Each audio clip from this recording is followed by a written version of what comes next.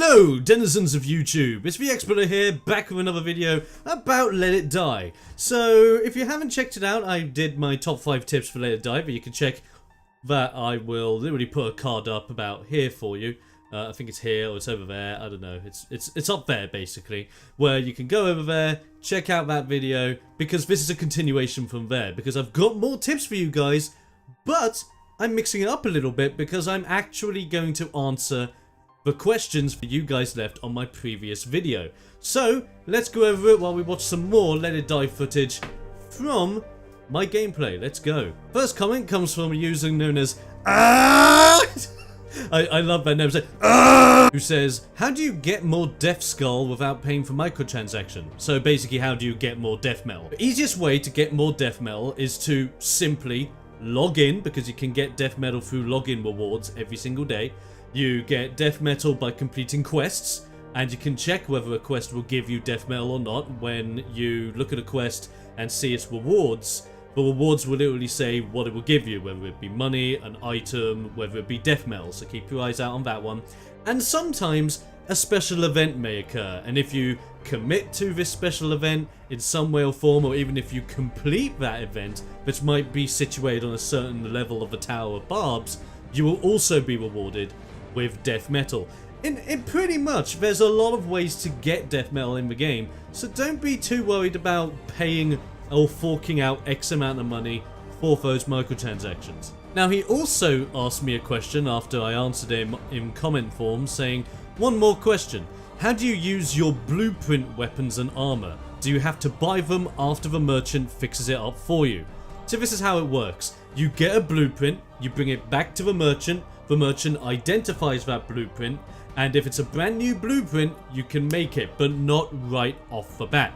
You see, in order to make the first version of that weapon or piece of armor that you have basically identified, you need the materials necessary to create it once. Once you've created it once, the base version of that item will be available for purchase at the store. However, if you wish to upgrade that item from there on, putting a +1, +2, +3 and so on it, you need to keep getting the same materials, or keep an eye out because those materials could change at any point, and effectively level that thing up as you get stronger, making that item stronger. Bit of warning with that, however, and this is a straight bit of advice. As you level up that equipment, its requirements will go up. The only requirement it demands is HP. So at some point, you may require more and more HP depending on that weapon or that item. So if you have just rolled a character that's level 1, you may not be able to buy anything right off the bat. So it may be best to just go to the first floor of the Tower of Barbs, kill everyone, get all the chests and come back down, and you've probably got a really nice profit off of that alone, so keep that in mind. Next question comes from Narnian that says, so I'm having problems completing floor 2. I always lose my equipment and I end up using weapons that get destroyed in a matter of minutes. What should I do? I've been trying to replay floor 1, but it's not helping much either. Now, before I get into my 2 cents, it's very good to actually post the fact that someone did respond to him by the name of Ivan the Tormentor, who came out with this, and this advice may help you guys out as well. My best advice is getting blueprints. They start appearing in floor 2 in boxes, and from there get materials needed for them are usually around those floors. Also, get as many frogs as possible and rats that you can find to help you out, because further on the floor, things get harder. That's basically what he's saying in his comment. And I agree, if you're struggling, maybe all you need to do is find a blueprint, go back down, build it with materials that you can get together with, and see what happens. Now, this is a good piece of advice, but at the same time it's not, because you can end up getting a blueprint for a weapon that you generally can't find the materials for at that moment in time, especially if you're stuck on floor 2 of all places.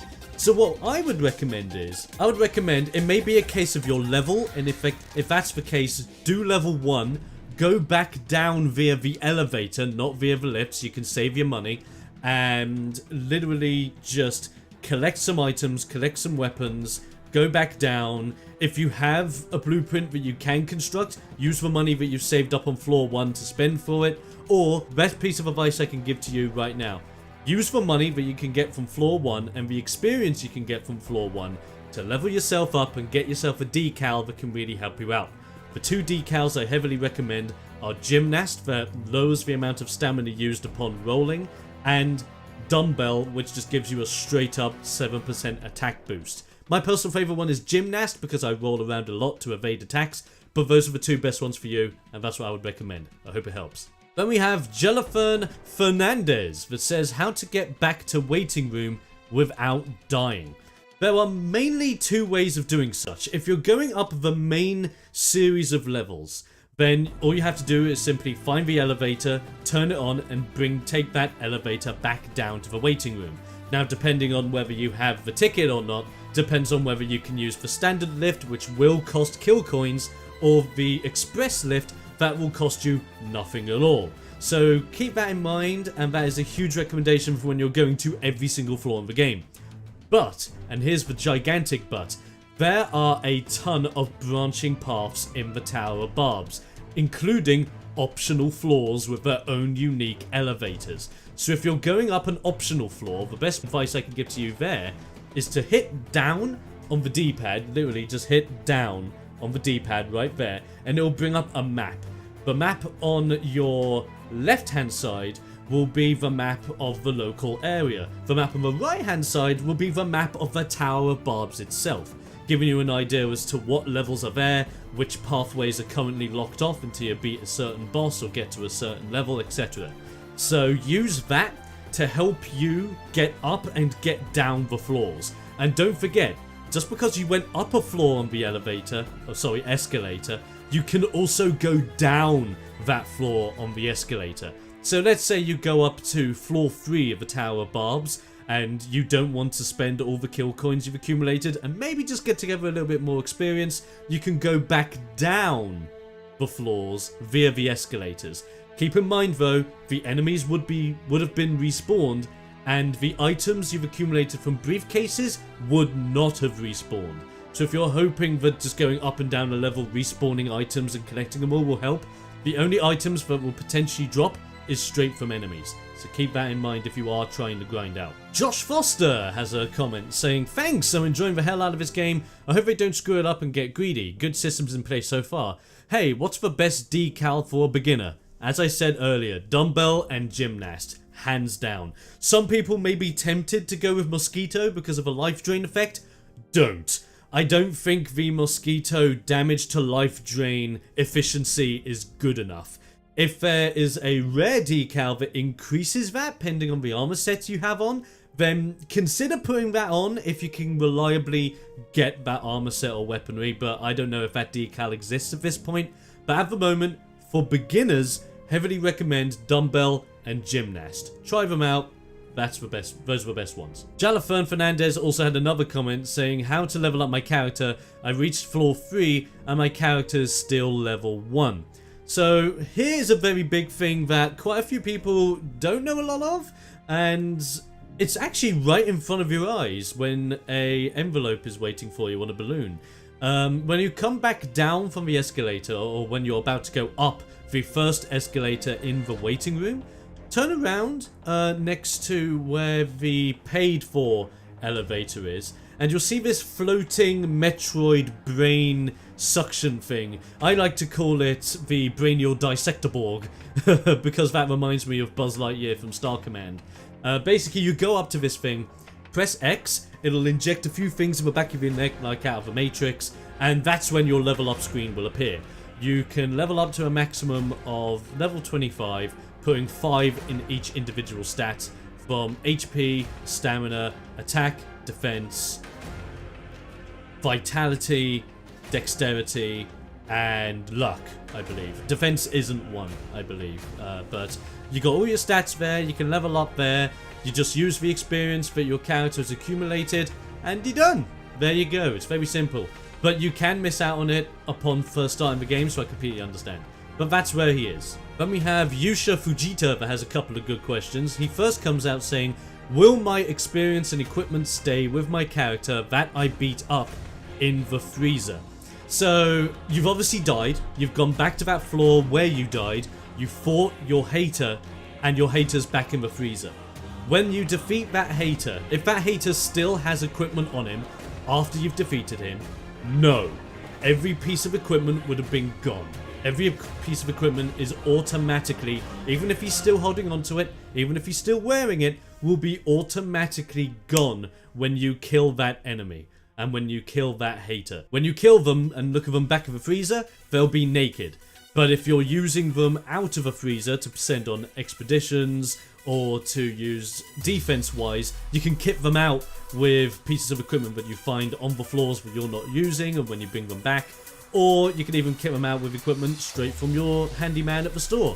So there you go. That's that in a nutshell. So you do not regain any items from that former fighter when they go back in the freezer. But he also asked this: what if I leveled them up? Will that go away too? Your level ups will not go away. So if they died at level 11 and you reclaim them back at level 11, when they're back in the freezer, they are still level 11. The only thing that would have been lost is if they were holding experience, all of that experience they were holding has gone. So they will be on 0 XP. So if you want to level them up from 11 to 25, you got to take them back out again, climb the floors again, gain some more experience, come back down, bring your Dissector Borg level up. There you go.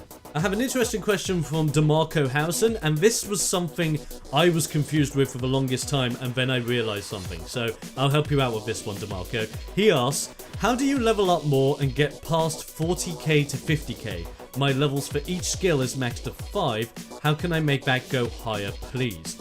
So, first things first, yes, your levels are capped to 5. And that's so for every individual fighter that you can purchase and equip in the game. Whether it's an all-rounder, a lucky base guy, and a striker, a shooter, whatever character you may end up buying. But, depending on the character you've bought, their initial stat within that area will be bigger than it would be in the other characters or in the all-rounder. So if you're running a lucky guy, their luck will be dramatically higher than anyone else. If you're playing as a fighter, your fighter's attack and dexterity will be higher than everyone else. A defender, your health will be higher than everyone else. So you get the idea. When you pick your specific fighter, you're picking a specific playstyle that suits for you.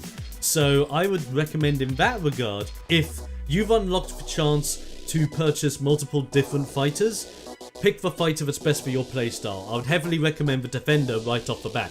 High HP, very good durability, and it's just very handy to have at that if you are just trying out levels for the first time, so you just have a big health pool to rely on. But how do we level up your facility from 40k to 50k?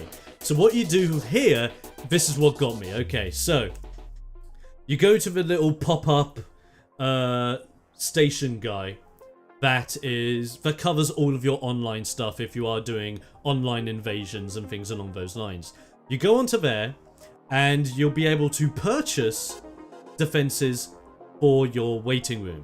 You go onto here and then you'll see that you'll need spliffium for this, or SP lithium. I like to call it spliffium, but you'll need spliffium in order to level these bits up, and that includes your freezer, that includes the restrooms, and that includes the bank for your spliffium and the bank for your kill coins. Now, here's the thing. You level up your freezer, it makes it more durable, but also your freezer levels up, so you can add more fighters in the fighter freezer. You level up the restroom, yes, it also builds up the health of the restroom, but on top of that, you can also fit more hostages inside of your restroom, so that's handy. You level up the bank becomes stronger, you get an extra 10k kill coins you can fit in your bank. So the first level up in your bank will immediately make it so you can hit 50k and get a mushroom soup from the mushroom demoness. So if you're really struggling with accumulating more money because you're capped out, that's how you do it. Get up to 50k so you can get that mushroom soup. Simple as. I've got mine at 60k at the moment, it's very valuable. And then you can also do the Spliffium bank that does the same thing as the money bank, leveling it up from 40k to 50k. Unless you're doing a lot of Spliffium hunts though, don't bother leveling up the Spliffium tanks, because they're not going, like, I've never had a moment where I had more than 10k at a time and then I purchased everything. Sure, the later ones will require more spliffium to level them up, so when you get to that point, sure, level it up, but it's not something to immediately consider leveling up. I think the bank and the freezer are the two most important things to put your spliffium into, as well as obviously R&D and all that jazz. So I hope that helps you out. Now the last question that I have doesn't have anything to do with Let It Die, but has to do with my attire of all things, but I think it's worth covering. It's from Bob Smith, who says, why are you in a dressing gown and low lighting? Well, number one, I don't have a proper lighting setup, so I'm relying on either sunlight or light from my room. At this moment in time, I don't have a light on in my room and I'm relying on sunlight, but I thought it actually fits the video of Let It Die and it kind of suits the whole idea of this grungy, dark environment. So I was going with that, and that's how I'm going with this. As well, for the dressing gown, to answer that, this is a jumper. It is a jumper. Sweater. Jumper. Not a dressing gown. If it was a dressing gown, I would look regal as hell as a British guy. Do you realise that? But I hope that's solved it. It is a jumper. Yes, it's swag. No, you can't have it. So those were all the comments from that video that were asking questions about Let It Die. If you have any more, be sure to ask away and I'll answer them to the best of my abilities. More Let It Die videos coming in the future. And in the meantime, I'm going to ask you guys a question. Are you enjoying Let It Die? I generally want to know. So put your comments of whether you are enjoying Let It Die or not in the comment section below. Whilst you're at it, be sure to check me out on Facebook, Twitter, all my other social link places down below, also in the description or on screen if you can actually see them.